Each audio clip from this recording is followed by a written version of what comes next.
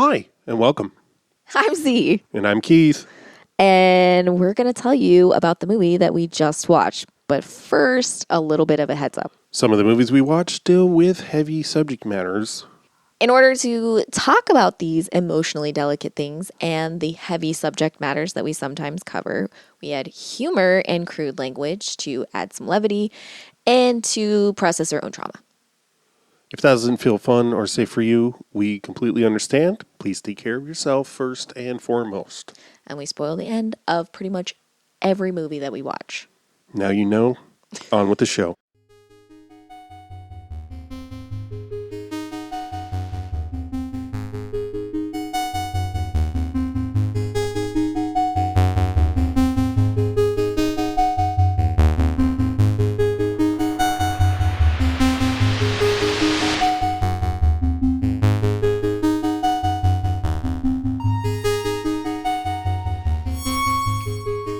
Figure I'll use drugs live.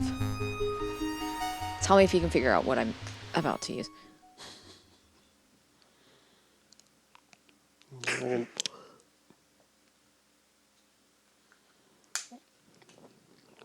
Text 1 for fentanyl. Text yes for where's Waldo? Ugh. I feel like I don't use my inhaler enough. Sorry, I spoiled it before you could text. I feel like I don't use my inhaler enough to get used to actually doing it right. But I was like, oh, I'll do it after we record. I'm like, I just do it now. Like, what? Wait on my discomfort? Like, what the fuck? Yep. I don't exactly know what it is. I just get this like really tight sensation in like my throat, which sounds like my throat's closing up, but it's not quite like that. I feel like it's just like a very weird sort of like tightness. And I use my inhaler and it does help, but I don't know why. I mean, my doctor gave it to me and I use it and it helps. So I'm not questioning it. I just don't know. I don't know how it helps. I don't know why it helps. I don't know. Well, it's basically a steroid, isn't it? I don't know. I don't think it's anti-inflammatory. Oh, maybe. Oh my God. It just like, yeah, it just helps me to. And it's not like I can't breathe. It's just like, it'll make me have a panic trouble attack. breathing. Yeah, I'm really trouble breathing. It'll make me have a panic attack because I feel like I can't. Because you feel like you're having a panic attack. Yeah, no, seriously. Yeah. I think I will talk myself into, oh, I'm having a panic attack. But like nothing helps it. If I do anything for panic, it doesn't actually help it. So I'm like, I don't know. And it'll go away on its own, but it takes like days sometimes to go away. So it's not like a thing where it's like, oh, if I just wait, it'll go away. It doesn't really go away. And like sometimes it'll be weeks for it. Yeah. So I'd rather use an inhaler. I'm very proud of you for using it. Thank you. Yeah, it's hard to when you've been raised to, I mean, there's like having, not being someone who's indigenous, the doctors aren't always your friend, like it's hard, there's a Well, I don't think that's unique to being indigenous. not indigenous, no, but like being non-white and like there's a lot of modern medicine isn't always helpful to people who aren't white. So like I grew up with Not even that helpful sometimes to people who have vaginas. exactly right. Yeah. So I grew up basically with the idea Birthing people. the idea that that's so gross. The idea that doctors were going to make you want to get sick, you go to a hospital, like you like exactly. to say. And so I never got help for anything ever, and it was just like, well, pray about it or take some herbs. And so as an adult, I wasn't until I was in my 30s that I was like, oh, I should maybe see a doctor. I didn't have a doctor until I was in my 30s. I didn't go to the doctor until I was in my 30s, and I'm not kidding. I think before I was 30, I hadn't been to the doctor since I was like 5 or 6. I'm not being like, I'm not talking about like emergency room at all. Like, Yeah, it's yeah. not like that doesn't count. Like, no, none of that. Until I was over 30 years old. And so you can imagine going to the doctor and being told that I'm not just dead already is kind of a miracle. 'Cause I haven't been there, and it's like, who knows what's wrong with me? And they're like, oh, it looks good. I'm like, oh, okay. Oh, good. Yeah, okay. But yeah, like, so it's hard sometimes to take medicine because I was always kind of told that like medicine makes you sicker.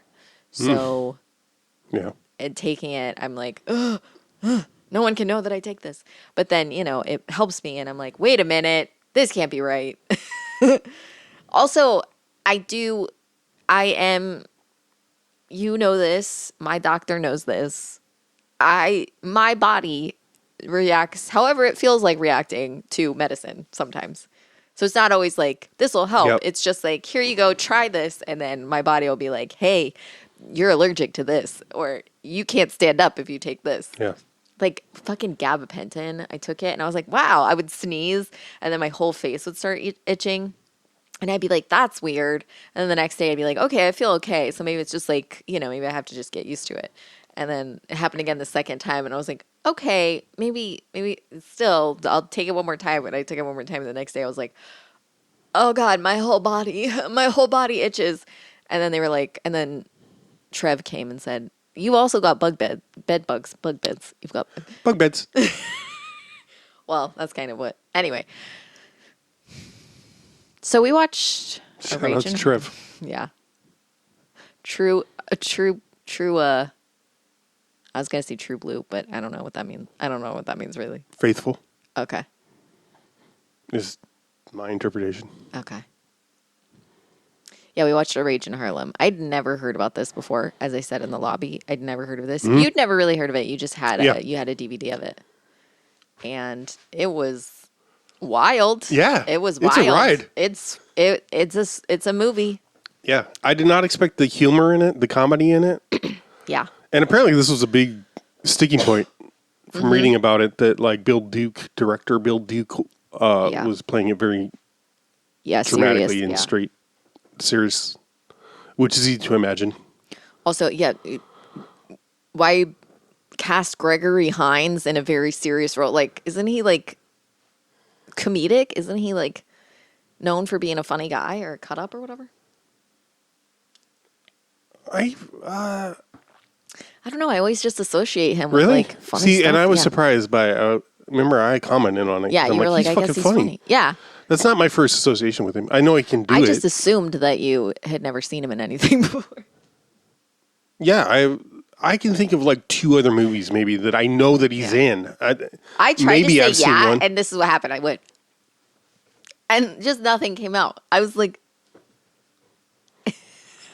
anyway, sorry. When you mocked me the other day for mouthing along to you repeating something I had just said to you. I didn't mock you. I You just did. You comment. said, no, no, no, no, no, no, no. You were like a cat trying to Bury a barf. turd on a marble floor. No, Barf. different. Trying to barf at an enemy. It was just funny. You're like,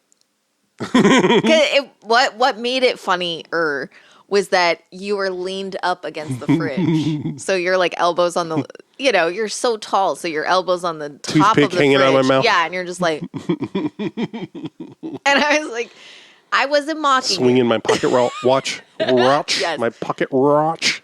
Pocket Crotch. crotch. Shit. There, And buddy. tubs.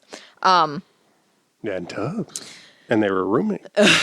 It was, yeah, I didn't really know. I mean, I read the about on IMDb because I'd never heard Yeah. anything of it. And mostly I just wanted to see who was in it. And Right. so many people are in this movie. Yes. Everyone is in this fucking movie. The guy, I knew that I recognized him, but the guy, I cannot remember. The guy that played her husband or her boyfriend or whatever. Yeah, Slim. Yeah. He was like, I was like, where do I know him from? Moke.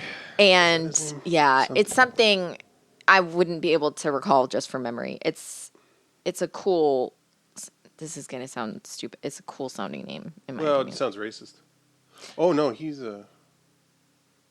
Zig Smoke is Big Kathy. Yeah. Oh, no, that's not. He is like- Badja Yeah. Njola. Yeah, I knew there was like a Jay in there.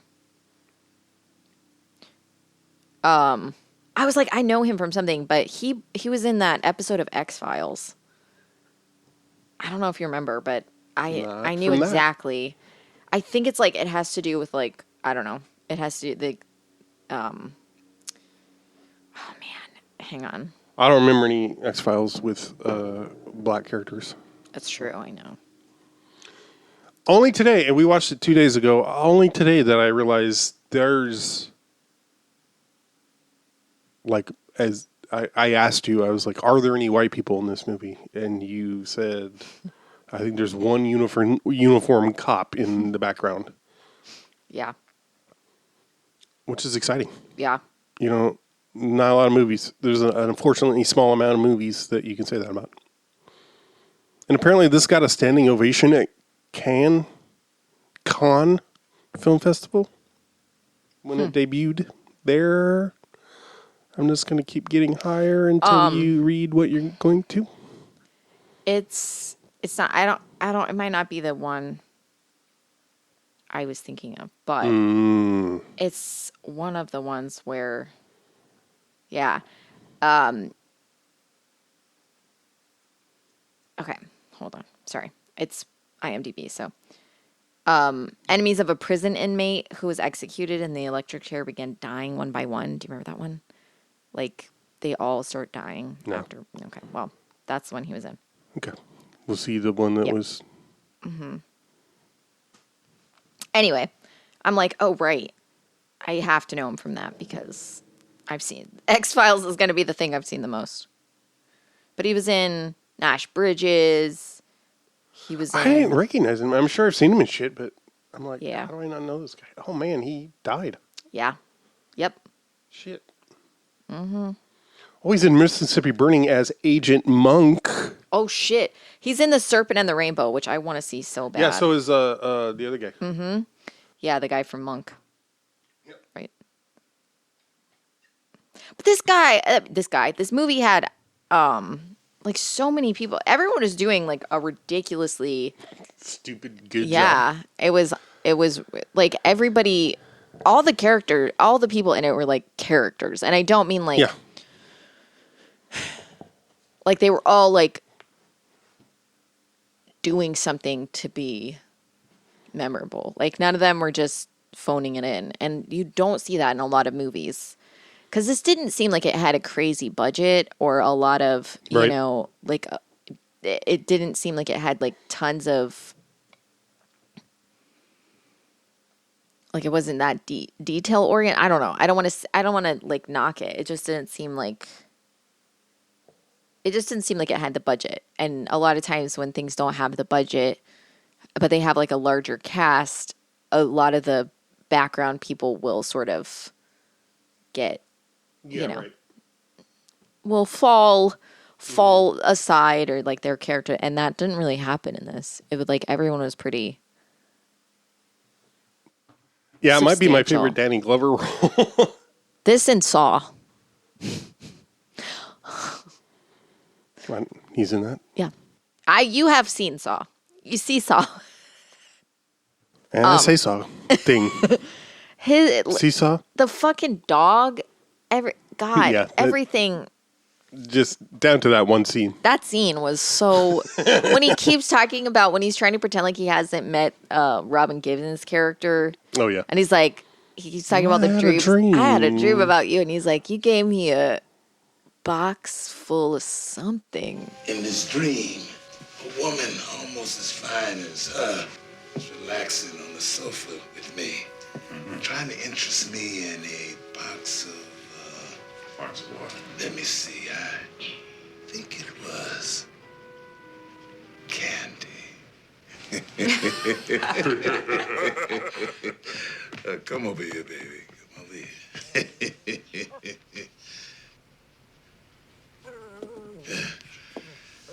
Don't you love it when dreams come true?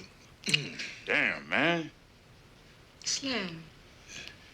If your goal is as good as your taste in women, you all got a deal. I know. It was candy. And like, he's just And she's like, oh, yeah. But he just keeps doing that shit. And it's just like he keeps going. And it's so funny. Just to needle Slim, yeah, pretty just much. to be like an asshole. And it's like, but it's not done in a way. Like her character doesn't seem bothered by it that much. She's just like, oh, And for whatever reason, that's what makes it funny, is because he just keeps going on it. He's like, oh, I know you from a dream. He just keeps it. It's so fucking funny. Danny Glover being funny is kind of weird because he seems like such a big presence. Like he's got such a deep voice and he's so like tall and he seems like he could be very menacing and he kind of so like when he is funny, it's that thing where you're like, like, oh my God. Oh, you're that kind of person? Oh, okay, cool.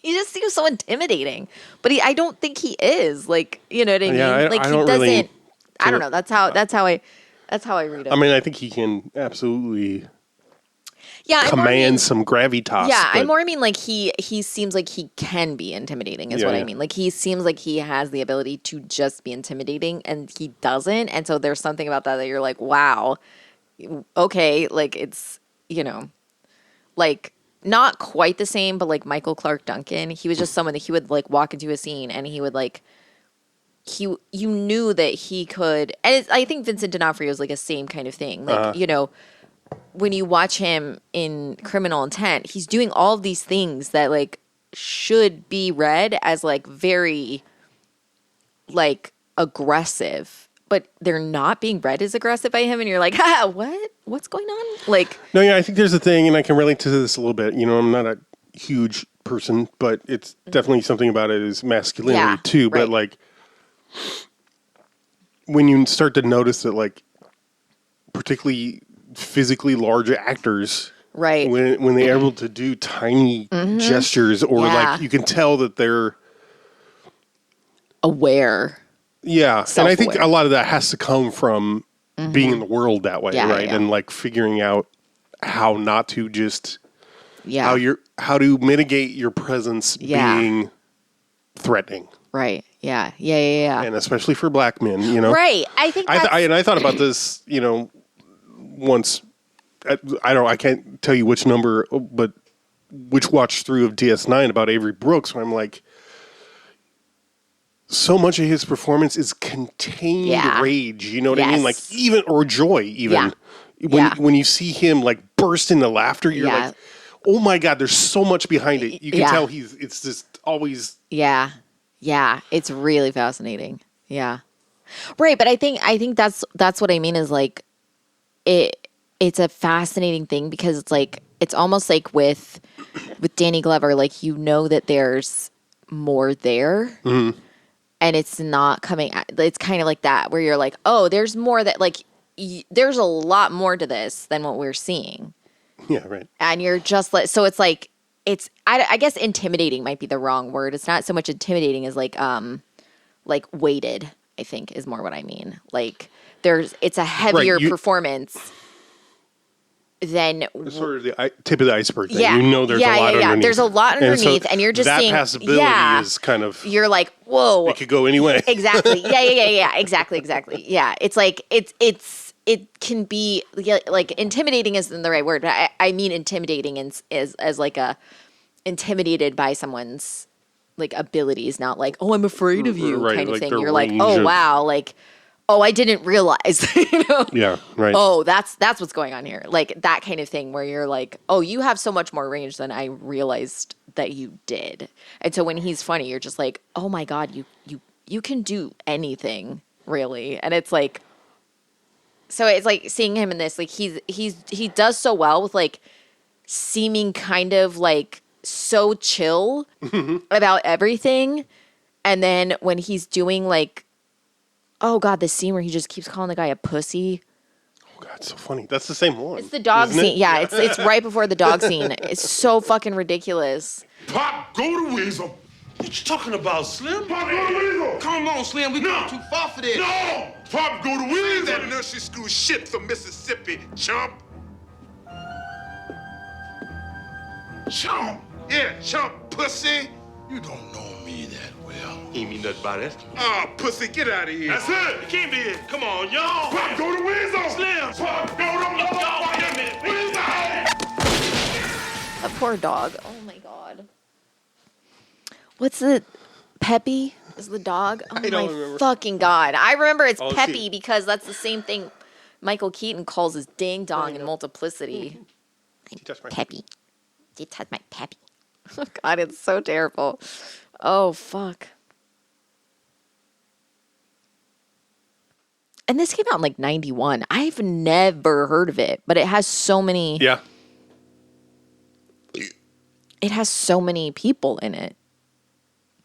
And I mean, yeah, I feel like I'm with you. I feel like Gregory Hines is someone that I know who they are, and I feel like I haven't seen them in half the shit. Yeah, all I can think of him for is like, is it 48 Hours? I was confused 48 Hours and the Stakeout movies, but Stakeout is Richard Dreyfuss and Yeah. Emilio Estevez? Yes, sorry. Ooh. The movie I'm thinking of is Gregory Hines and Nick Nolte, I think. Isn't it? No. Okay. He's not in. I think you might. Are you thinking of? Probably. Hold on. Oh God, I had his name and then you started naming other people. Sorry. 48 Hours is Nick Nolte and Eddie Murphy. Oh, okay. Gregory Hines, I'm looking at, he's in some cop movie, some cop buddy, some, black cop, white cop buddy movie. I don't know. I don't know. I don't see anything like that. Oh, okay. Are you not thinking of Richard Pryor? No, I'm definitely not thinking of his movies with Gene Wilder, of which I was Toys. Just kidding. The Toy. Yeah, The Toy. That's yeah. I really want to rewatch that. It's going to be problematic AF. Oh yeah. But I saw that in the theater. I'm pretty sure. Oh, Gregory Hines died too. I don't even remember that. When did he die? 2003. 2003. I'm just as upset as you are. 57. I mean, that's crazy. Also, White Nights. That's the only other movie I could tell you that I knew he was in. That has also Mikhail Baryshnikov. He was in Waiting to Exhale, though. Oh, shit. Yeah, I have no idea. Oh, Deal of the Century. I've seen that. Ooh, he was in a music video for Michael McDonald. Oh, shit. Sweet freedom. You're thinking of Running Scared, I'm assuming. Oh, Tap. I also remember Tap. Yes, that sounds correct. Gregory Hines and Billy Crystal.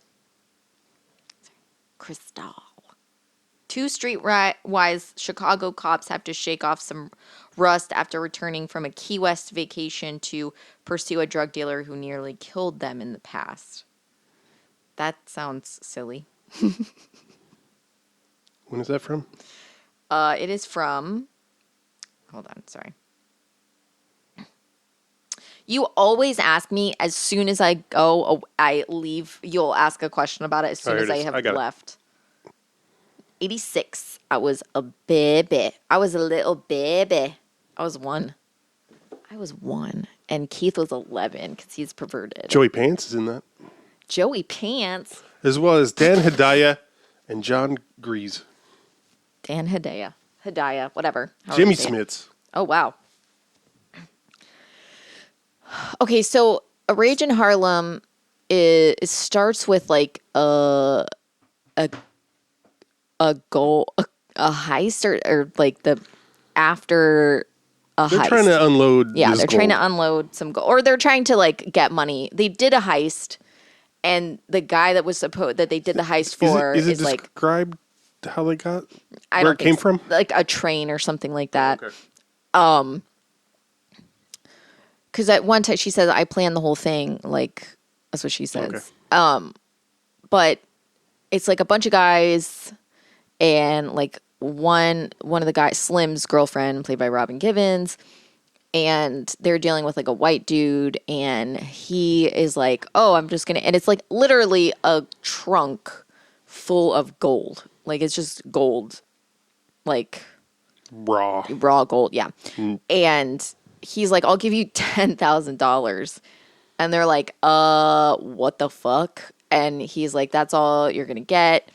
And so it ends up to where there's a big shootout, and I guess Robin Gibbons is like the only one that makes it or something like that. She runs away. She comes back for the, like, I don't know. It's a whole thing happens. She goes to Harlem. Harlem. Where? So I was like, Chicago. No. Harlem. Harlem. And she doesn't have any money. She just has like some, I don't even know if she has the gold with her yet. Because she doesn't. Yeah, she has the trunk with okay. her, yeah. So oh, that's right, yeah. So she just has gold, but she can't like do anything with it. Right. Like she can't like pay for anything. She has to like exchange the gold for actual money. So she. Oh yeah, who's the? What? The androgynous woman that works at the hotel where she. Oh, that's who it is? I thought they were talking about Big Fred. It's not. Oh. I'm making a joke. Oh, yeah. I couldn't figure it out. Lesbian I couldn't figure it out because there was nobody that I couldn't see anyone's. Really? Yeah, I couldn't find her character. Oh, damn. I couldn't find the dog either, which is. Don't do the animal actors that way. Anyway, so she doesn't really have any money. So she goes to someone like gives her a tip to go to the Undertaker's ball where this guy, hilarious, played by Forrest Whitaker, is there, and he's like a really good Christian guy or whatever who's like very innocent.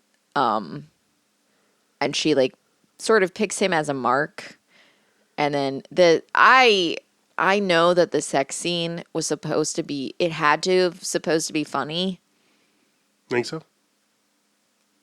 If not, it was horrifying. Like it was not, I did not enjoy that at all. Like, and I'm like, poor Forrest Whitaker, because he's playing like sort of the like bumbling idiot that doesn't know anything about sex. And she's like this hot, fucking gorgeous person who has to get sewn into her dress for the fucking movie. So sick of it.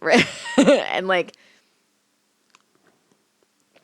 it was the most awkward, uncomfortable, just the eye rolling that they kept showing did not come through as eye rolling. It was really not, it was just not. All the slow-mo and shit. I didn't like it. I'm glad there was only one. And what's with I feel like this is happened in Set It Off, I think. There's like licking down to the booty. Yeah. To the booty. Looking down. At least he didn't take his mama's crucifix or whatever and drag it along. Drag it down. Anyway. What's it gonna be? Because I can't pretend. How about the running bit of who's that on the wall? Oh, that's Jesus. That was so fucking funny. I know. Yeah, who's the other guy? That's his I know mama. who Jesus is. Everyone being like, that's Jesus. They're like, I know who Jesus is. Who's the other guy? That's his mom. Every fucking time. Very funny to me. The Big Kathy stuff, I couldn't tell if that was like... I couldn't tell if... Because the way that because Gregory Hines' character and the Big Kathy character, like, it was interesting because they seemed like best friends or roommates. Something else. Yeah, where they were roommates. Yeah. And he kept saying, like, after, spoiler, they kill Big Kathy. And, like, Big Kathy is dressed as a woman for, like, the first half of the movie and then dressed as a man for the last half of the movie.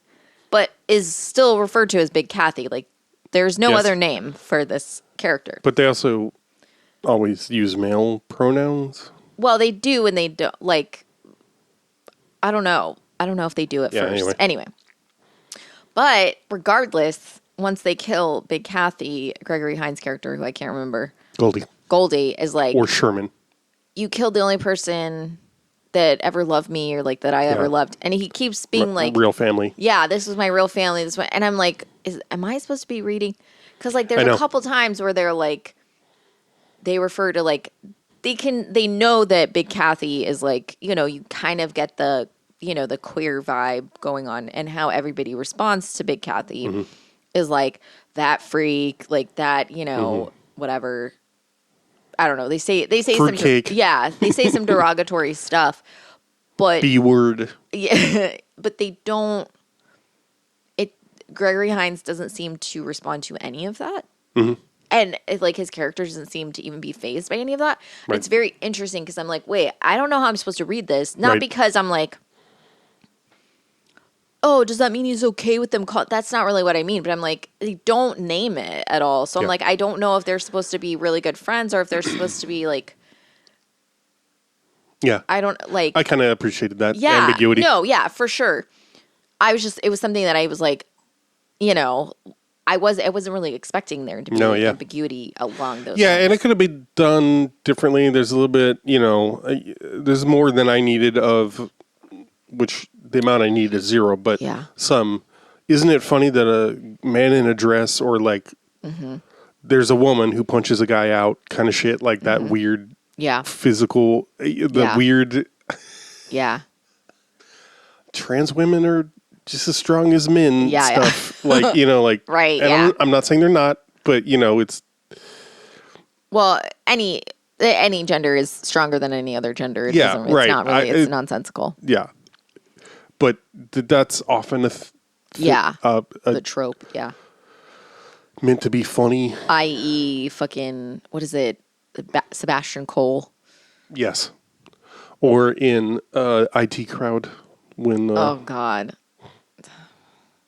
Graham Linehan, just grow up. Chuck yourself into... just go home already. Stop. You're embarrassing. Ireland should kick him out if they haven't. Everything should kick him out. That's what I'm saying. That's not how you help people, though. He's like embarrassing. Like, I mean, you know, he's a bigot and all that stuff, and that sucks. But he's like, he's to the point that like even bigots are like, so he's weird, right? Like, if I you're just love that his wife left him because of his shenanigans. Imagine, oh God, what a fucking loser. God, what a fucking embarrassing loser. Like how, oh, whatever. Also, he's ugly. Thanks for creating some of my favorite comedies from the 90s. I'm so pissed that he did Father Ted because that shit's so fucking funny. And I'm like, damn it. And Black Books. Fuck! Black Books is so fucking funny. God. I mean, you can argue that's mostly Dylan Moran. Yes, it is. So Dylan Moran has such a sense of humor that is so unique. Dylan Moran, run away home.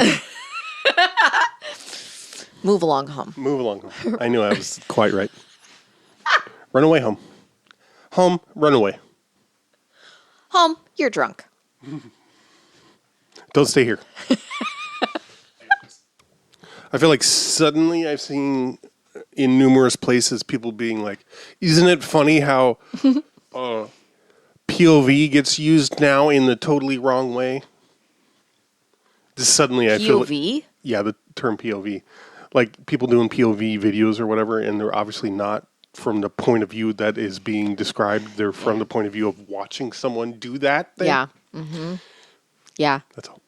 Chunk Tingle himself was even like, look at Language Evolves. Look at how that has changed in like a year's time, basically. Because it's really hard. I don't enjoy. I like POV in the sense of like watching something, but I don't like POV in the sense of like a literal POV. I don't like it. Right. I don't enjoy that at all. Right, because shaky cam. Well, because shaky cam, but also because I don't really. it's always like POV getting your dick sucked, and I really don't. Oh, well. Enjoy that. If that's where you're looking. That's what I most associate it with. And like my POV is the worst POV possible. In POV, anything. you're sucking your own dick.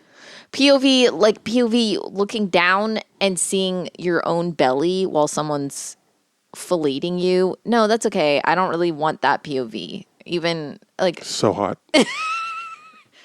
I try to avoid that POV of my own. Thank you. Oh, that's so why much. you're always looking around when we're engaged in that activity.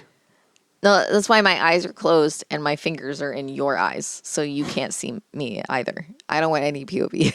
He's a shy boy, that's why.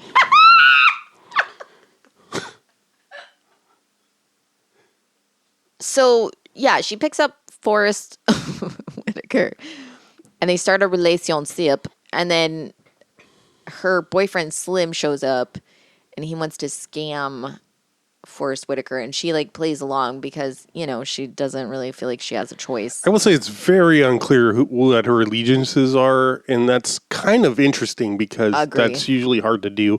But then the fact that she and Jackson end up together at the end is kind of like, feels weird to me. I'm like, oh, she really did love him, or she just... Well, it's weird because she leaves and he goes after her. Oh, and that's it's right. just sort of That's like, right. oh.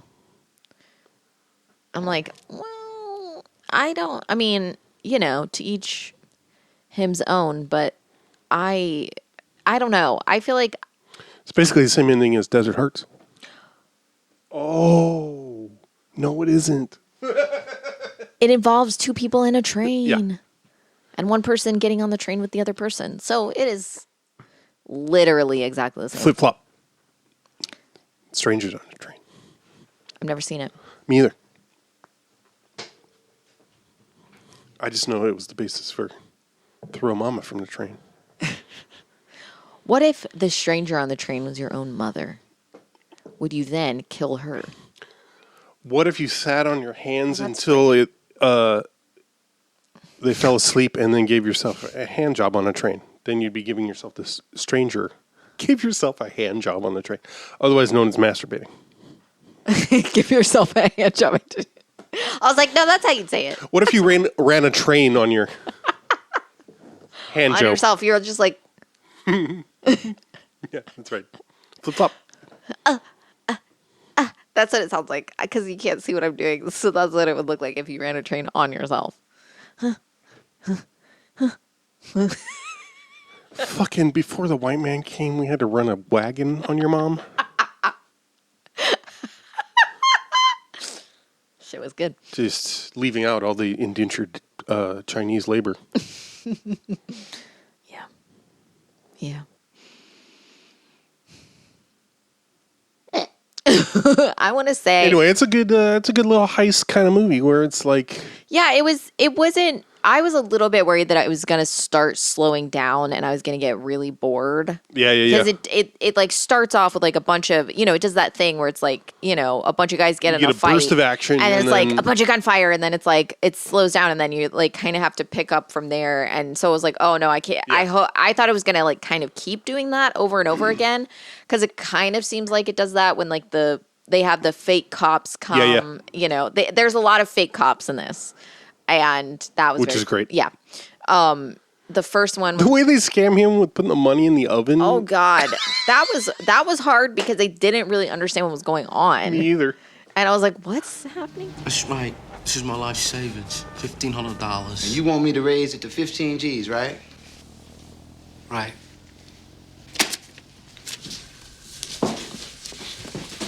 Are you gonna change mine too? He did it for me last week. It's a miracle. A miracle. Really? Mm-hmm. This man's a genius. He gonna make us rich. He gonna be rich, goddammit. So that part was like, once that was like, oh, it's gonna slow down and they're gonna do the thing, you know. But it really, that's when it kind of starts to pick up. Yeah. And then it doesn't really, it just keeps picking up from there. And it doesn't really, like, it'll have moments where once it's not Goldie it's not constant and Jackson action. team up. Yeah, then it gets pretty good. And I was a little bit worried that it was going to be like not good. I did like. I thought I wasn't gonna like it, but when they send Jackson in. They send Jackson into the bar to talk to that one person. They give him all these very specific things that he has to do, and he doesn't do any of them. Yes. But still succeeds. Yes. I enjoyed that he succeeded in that, and that Yes. I enjoyed how quickly it went wrong, and the fact that immediately. Yeah, and it was just like everything he did was exactly the opposite. But like you didn't think it was going to because it's Jackson, and he seems so. He's like, I don't drink. But so what makes it work is the framing device of Big Kathy and Goldie betting. Yeah. And like trying to see how quickly it's going to succeed or fail, you know? That was very funny to me. I don't know how much money you owe me now. Also, during that whole part, which is kind of just the last third, at least, of the movie, Big Kathy always is going with whatever Jackson, he's like, he's in love. I don't... yeah. Whatever he says. Yeah. I thought Big Kathy was going to make it. And so that was hard. I didn't enjoy that. I didn't really enjoy Big Kathy's departure. Yeah. That was not my favorite. Not just for the queer aspect, but especially for the queer aspect. Also, it was a great character, and I think they worked well. Absolutely. I think all three of them had like a really good chemistry. So Agreed. like it was, I was like, damn it. But thankfully it didn't go on for too much longer after Kathy kicks it. Yeah. But yeah, it was a very interesting. It was different than I thought it was going to be. I was expecting it to be a lot slower paced than it was, and I was expecting it to be very plot heavy. Mm-hmm. Which and it is. It's not. It's not that it doesn't have a plot. It's just like I was saying, like there's so many characters in it. Right. The plot feels almost secondary to the rest, to what everyone is doing, but it doesn't feel like it takes you don't feel like you're missing like a movie. You don't feel like, oh, this shouldn't be happening. For me, that's where all the humor and exactly. the vibe, I don't know, the chemistry between everybody on set clearly comes through. Right. Like everybody's really able to. It just seemed, it feels very improvised. I was actually, I don't know why. I always get surprised when like a director who is an actor that I know and have seen direct something and then they're not in it. I was expecting him to be in it at some point, and I was like, he's not even. There's not even a cameo. He wasn't in it at all. I don't think he does that though. Yeah, I always expect that. Anytime a director isn't in it, I'm like, what? You're not even going to be in a little tiny. You're not going to be the bartender being like, another round? You're not going to do the Shyamalan? Yeah, exactly. You're not going to be the fucking reflection in a mirror and that's all anyone sees of you, you know? Like, yeah, I don't know. I was like, oh. I don't Apparently one of the screenwriters, though, who was an actor before. Oh, yeah. He's one of Slim's guys. He had never written a script before. Wow. He was approached by the person who purchased the rights to the novel. Wow. To write it, do a treatment of it. That's crazy. That's cool. Yeah. And I guess there's two other. So the cops, Gravedigger, and I forget the other one. Yeah, I can't remember what the other one. But they are. They're a series of books, and two of the other books were made in the 70s into films. Yeah. But they were written in the 50s. 60s, I think. Well, I think this one was written in the 50s, and the other ones were written in the 60s. Yeah, it said this one took place when it was written, so whenever. Right. In 50, 56, I think, is what I saw. That was unclear to me, and as we said as I said anyway, in the lobby, I was expecting it to be set during Prohibition times. Yeah. And then in 1977. But it is, so I was surprised that I was like, oh, is it the 40s? Because I was just going by the cars. I feel like, I think like what I enjoyed about this, and it didn't really, like, anytime there's a movie and I'm watching it and it's like all white people, I'm like, this feels weird. Yeah. Just because I'm like, no one in this is not white. But like, I was watching this and it didn't really register that there were not really any white characters. Yeah. Like you said, you didn't even realize it until today. But like, it's really like, it's unfortunate how that feels like a surprising thing. Yeah. And how it feels like, I mean, there are movies like that, of course. Mm-hmm. There's a lot, like black cinema exists made by and for black folks. I don't have as much familiarity with it because it doesn't get into the mainstream as easily, which is why we try to look for movies that maybe aren't going to be as mainstream, like this one that I'd never fucking heard of before. But it has like fucking Gregory Hines and Forrest Whitaker and Danny Glover and directed by Bill Duke. Like all of these people, it's like, what? How have I never heard of this movie before? And it's not like they were unknowns. Right, exactly. Right. I'm like, what? So, you know, it's really interesting to watch it, but it's like, it's always very wild to me how like, there's never, like, people say the thing of like representation matters, and I think I'm not arguing with that point at all. But it doesn't just matter to the people who see themselves in film, but it also matters to people who don't see people like that in their real life. Absolutely. And I think it's like so wild that like there can be this idea that like having like black only or mainly black casts or indigenous casts or anything like that is going to take anything away from anyone. And I'm like, it's not going to not make you money, because whereas a mainly white film can feel very like, it can feel like you're cutting off an audience from it. If it's like only white people, it feels like that has to be on purpose. But like an all black film doesn't have that same energy to it, you know? And it's not going to, because it's going to be made with different intentions, because an all white film is going to be made from the perspective of like, we don't want diversity. We don't want people regardless of intention. Exactly. It's and a film made with mostly black actors or only black actors, or a film made with all indigenous actors or whatever. It's going to be like, we had to search and find these people. We looked really hard.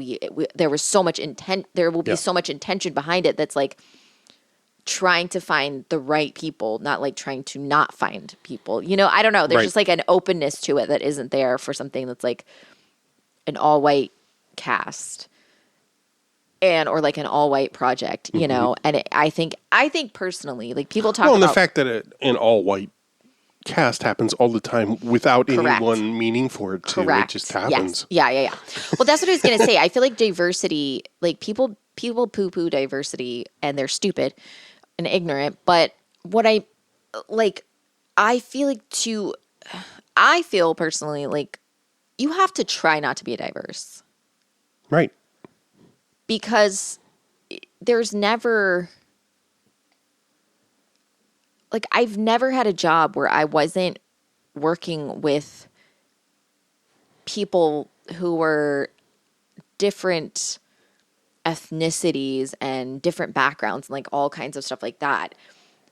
And like, so like, it seems like if you're doing something like a film, or you're doing something and everybody, like all the crew, all the cast, all the people, I'm like, they're all white, or like there's very few, or like anybody that's like person of color is like paid less. I'm like, that has to be intentional. It just has to be, because we're not in a place where there's like, it's almost a myth that there's like more white people than anything else, you know, in certain places. Oh no, we're being replaced. Right. and no, but it is, you know, and I've talked about this concept. I brought it up many times. But at this point, I feel like since I heard of it, thanks to FD Signifier a couple years ago, and then last year, or this past year, I think I finally listened to Racism Without Racists. I'm sorry, I can't remember the author's name. Eduardo Bonilla Silva. The idea of white habitus is that as a white person, it is possible for you in certain, many places across the U.S. to, especially suburban contexts, never see a person of color. Yeah. And I can relate to that. I mean, it's not my experience directly, but it's definitely like by the time I got to high school and, there were black folks at school. I hadn't. Yeah. It was always, that was like something where, I mean, I don't want to say it was intentional on my mom's part. My mom's not white, so my mom was always very intentional, like not to live in places that were only white. And so she would very, very like intentionally be like, we're not going to be in an all white neighborhood. We're not going to live in an all white, because it's just, I'm not going to feel safe there, and I was always raised with a notion of a lack of whiteness in, so I had like a slightly different upbringing than most people get, who are white, obviously, or even white passing. Like a lot of times you still are raised with that, like, oh, you look white, you're safe. It was like, you're not white. You need to not put yourself in that category. You need to not put yourself in it. Sort of like always made me aware that things were going on around me when not everybody is, And so I always grew up, I had black friends. I had, half my family's, like there's like both blood family and, found family that are, black and indigenous and all this shit. So it's not something that was, I don't want to be like, oh, I was colorblind. It wasn't like that. It was just like, I was always around people of all types of ethnicities, of all kinds of backgrounds. And that was always something that was like important for us as a family of like, and it wasn't just about like, to be diverse. Like that wasn't really something that it was about. It was mostly like people without a family deserve a family. And so anyone that doesn't have one deserves, should feel comfortable to come to us. So it was always presented like that. It was always like, family. It was always like, these people are family. These people are family. And so when I moved to the Midwest in my 20s, like I would meet people who were like, oh yeah, I never was around black people before. And I'm like, what? What? And they're like, yeah, I just didn't really go to school with anyone. And I'm like, why? I'm like, what the fuck? I'm like, but why? I was so like, and even like when I lived in Vegas, like there's a larger Mexican population in Vegas than what I was used to in Florida. Florida, it's like we lived in a black neighborhood in Vegas. Our next door neighbor was from Mexico. And, so like we just hang out and have tamales sometimes, like they'd bring us tamales on things. Every Thanksgiving they would bring us tamales. Oh, I miss them so much. Anyway, they would just be like, we were making this, happy Thanksgiving. And we'd be like, oh, yeah. Their whole family would come up and they would make tamales for their whole family. And then they would bring us a plate of. Somehow have leftovers? Right. I'm like, anyway. So like, I always was around people, so like whenever people got weird or would act like, like, oh, how do you, I'm like, what's going on? Like, why, what is going on here? It's so I feel like, the thing that keeps you from being around other people, from having any kind of diversity is like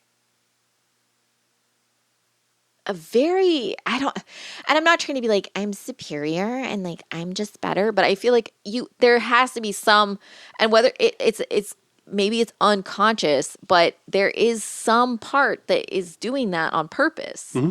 You're separating yourselves on purpose because you think black people don't exist in the fucking Midwest. Like, of course, there's like, you know, I think, like there's certain states that have like a larger white population than anything else, of course. But it doesn't mean that no one else that is like, that no other ethnicities. No, but if you look at like, I mean, that's the whole point of gentrification, right? Right, yeah. It's not just about income. Right. It's very specifically to push out communities of color because that makes it safer. Right. Ugh, yeah.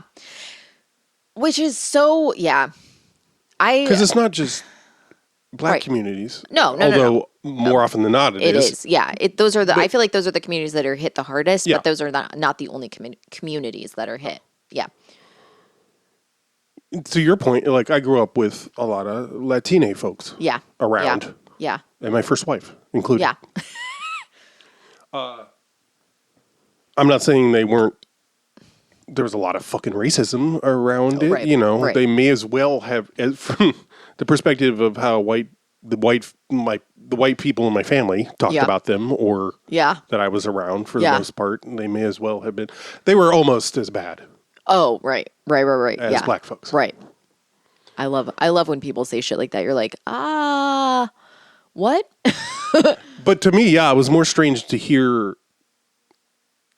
You know, I would hear slurs for Latina folks more than I would hear. Like, if somebody brought up the N-word, I was like, what are you talking about? Who are you talking about? Yeah.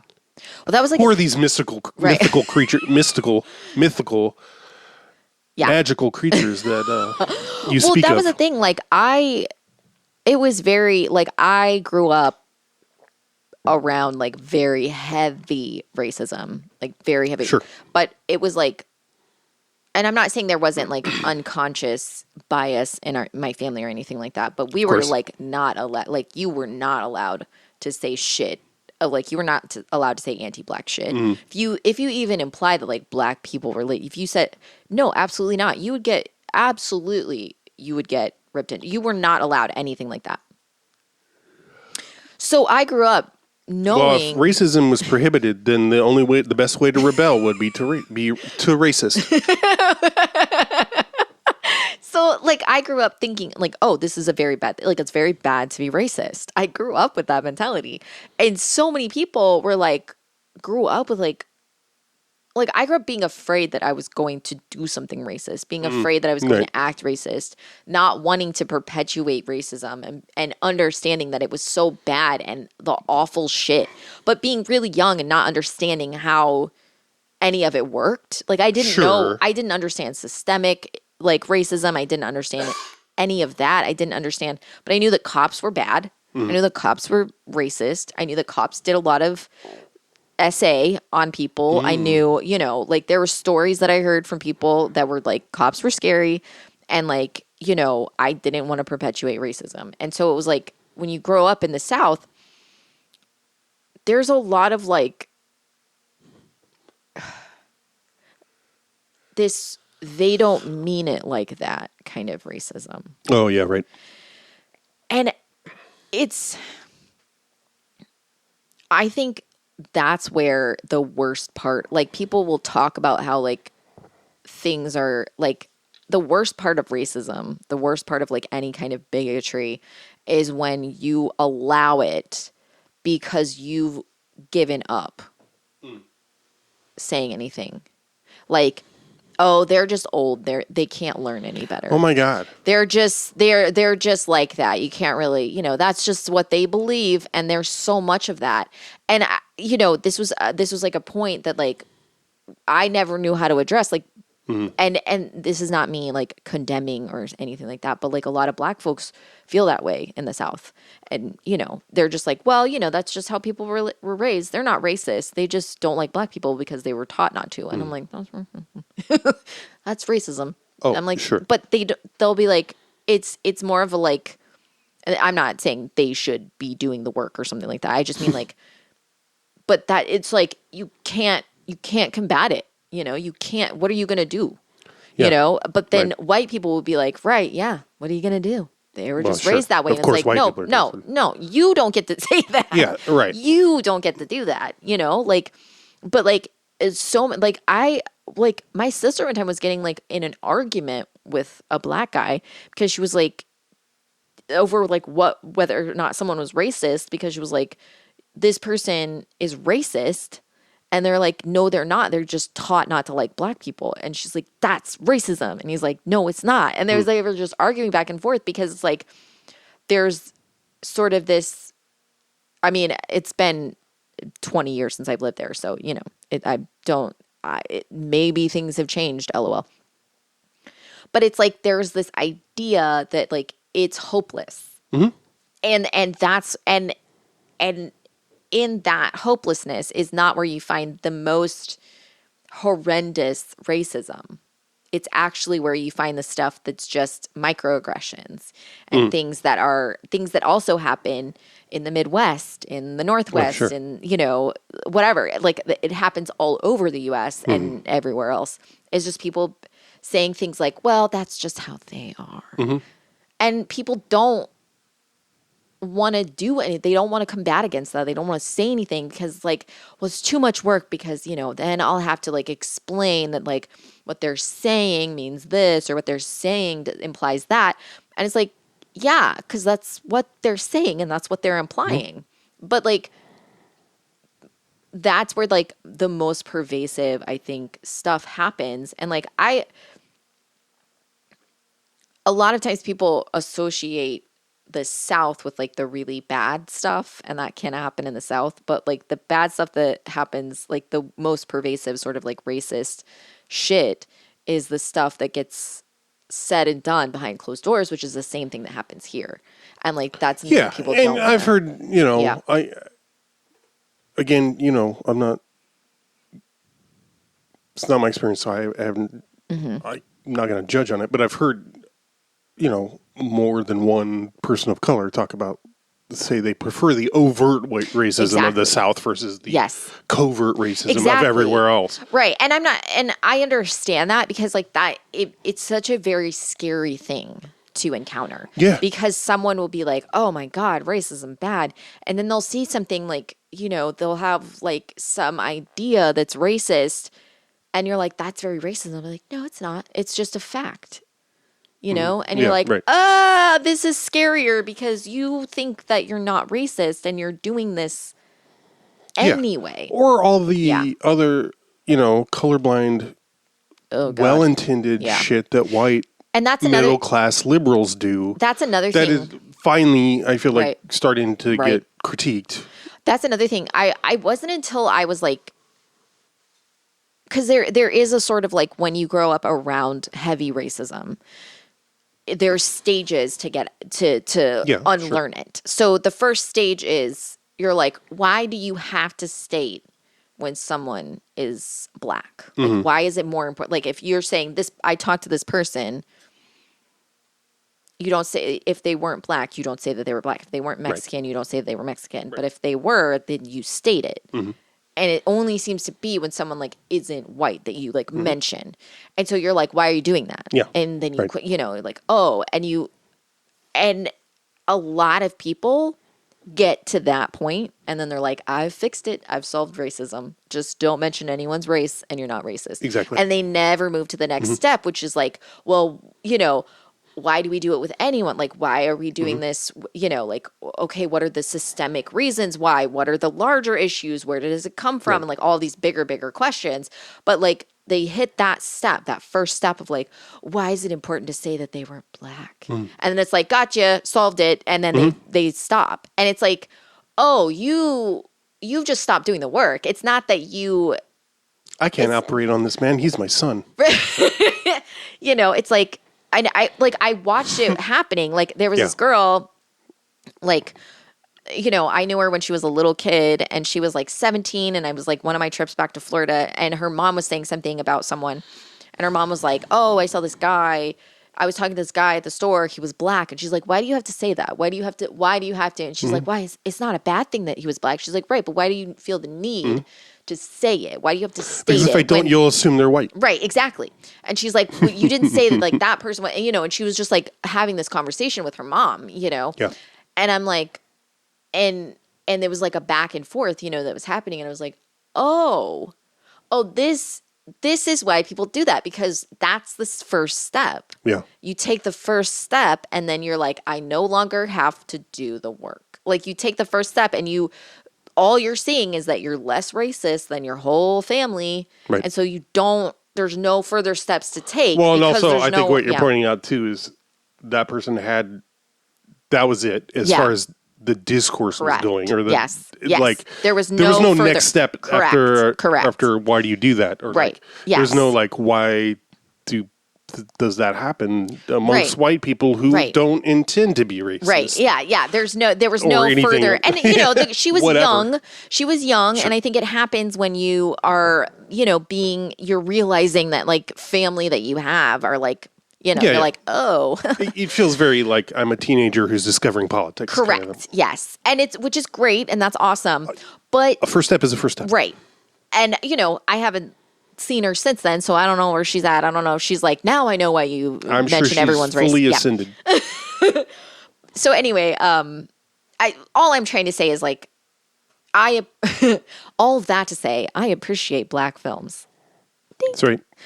No, like I think it's so weird to me when people make it about like a black film like cuts off a white audience, because like I can watch a black film and I don't feel like I'm not.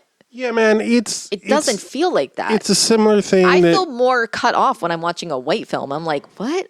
Yeah, especially nowadays. People? I cannot exactly. watch.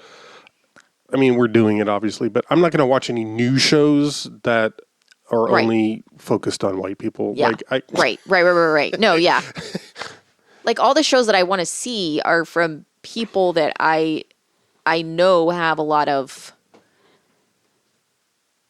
I mean, even from a young age for me, like I'm like, no, I absolutely want to know what other people's experiences are. Yes. Yeah. It's so boring here. Right. I hate it. Right. Yeah. Right. Sure, there's diversity amongst my friends, even though we're all white boys or whatever. Yeah. But we have different class upbringings or whatever. But like, for God's sakes, please tell me what it's like coming up in a ghetto or being an immigrant. Like, I don't know. Exactly. I don't have that experience. Right. Yeah. And I want to have some window into it. Right. I'm not owed that, obviously. No. But I think you're not saying like you should be telling me this, but you're like, if you are talking about it, I want to listen. Yeah. And like that's something that's like so, whatever. Would you recommend this film? I would, yeah. Same. I think it's very weird. I think it's a weird movie, and that's something that I don't think is a negative. No. It's a weird. I think the only thing that I found disappointing, and it's not really a critique on them other than the sex scene, which I know I did not like. I stated that. The only thing that I found kind of disappointing was I was like, man, if this movie had like just a little bit better like set design, I think if it was like more aesthetic, this movie would have been like insane. Yeah, but I kind of like that about it. You're right, and then it doesn't feel like it has a huge budget, and it feels a little rough around the edges. Yes, yeah. I don't know where to put it. That's none of the. I mean, you're right in that it's like feels a little dingy or something. I don't know. Yeah, it feels like a little bit. No. It feels a little bit like it's not. It's not polished. Yeah. Right. Yeah. I mean, there's definitely some cinematic as shit stuff happening. Yes. Like the sex scene, I don't like it either, but it's definitely cinematic. It's doing some stuff. Some choices were made. Yeah. And at various times, there's other slow-mos and other choices being made. Yes.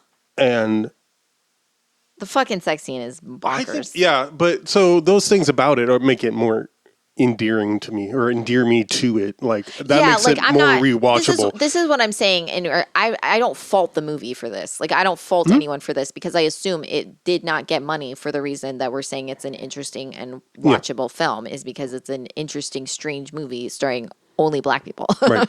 But I feel like I just wanted there to be just a little bit more. Like I wanted the outfits and stuff to look a little bit more. Yeah. Right. Like. I feel like there's I know it's because we just watched Malcolm X last year, but I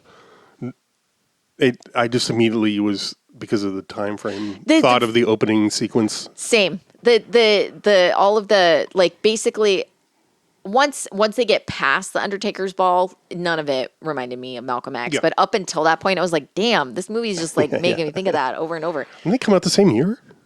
Yeah, something like that. Malcolm X might have been 92, but yeah. I was thinking Malcolm X might have been 90. No, I thought it was. You're probably right. You're usually more accurate on this. Well, not always. Not always. Anyway, I just wish that 92. I was right. I was right.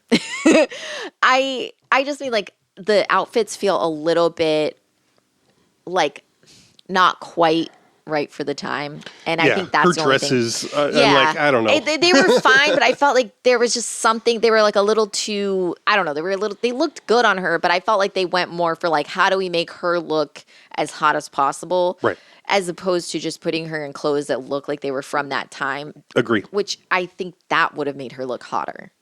Yes, also yes. So, that was the only thing where I'm like, I know what you're doing, and I'm not faulting you for, like, wanting her to be the focus, but I think you could have done that without, like, trying to, like, put her in things that didn't quite feel like they were made at this time. I don't know. I just, again, this is not me saying, so the movie's unwatchable, or, like, but that was the only thing that I felt a little disappointed in. But it's not enough to, like, not watch the movie. Or No. I had a lot of fun with it. Yep. In ways I did not expect to. Yeah, same. And man, second film we watched where Forrest Whitaker gets a hood put on his head. Not my favorite thing. Is this in his contracts? Yeah. But also starting to appreciate him in a new way. Like same, yeah. Anything I see him in, I'm like, oh, he's just in a different movie. He's one of those actors that sees in his own world. Yeah, the accent that he did again. What? Like it's the same as Crying Game, where I'm like, what are you doing? What are you doing? What are you? Anyway, I have a package.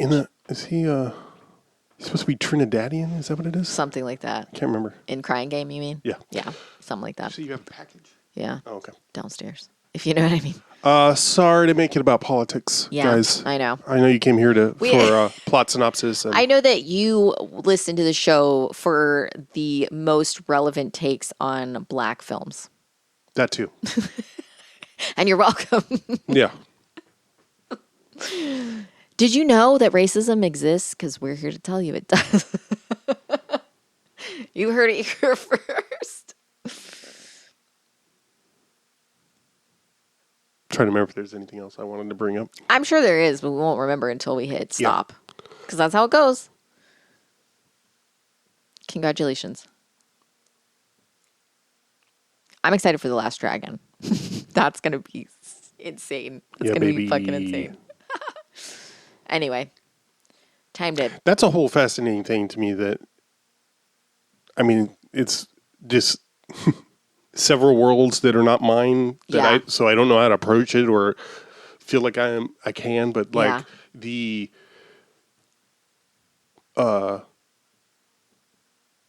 like martial arts movie to black cinema and like the contemporary like anime in African American culture stuff is I'm like, oh, it's so fascinating to me. I don't know what to I have no comments. Cool. Yeah, keep it up, guys, I guess. What do you mean? I'm rooting for you. I drop bombs, bitch, I drop bombs. And if you bring a 40 bottle to battle me, I'll just punch you in your face, then do the Harlem shake. Shake, shake, shake, shake, shake, shake. So I can sell your Michelob, he can sell your cell phone. Rap about minute plans, nights and weekend. Put us on your TV, yo, we got credibility. All of our cheap plus, we're not too menacing. I can sell your Michelob, Kirk can sell your cell phone. Rap about minute plans, nights and weekends. Put us on your TV, yo, we got credibility. Even though we're black, yo, we're not too menacing. I can sell your Michelob, he can sell your cell phone. I can sell your Michelob, he can sell your cell phone. I can sell your Michelob, he can sell your cell phone. Yo, we're not too menacing. To the booty.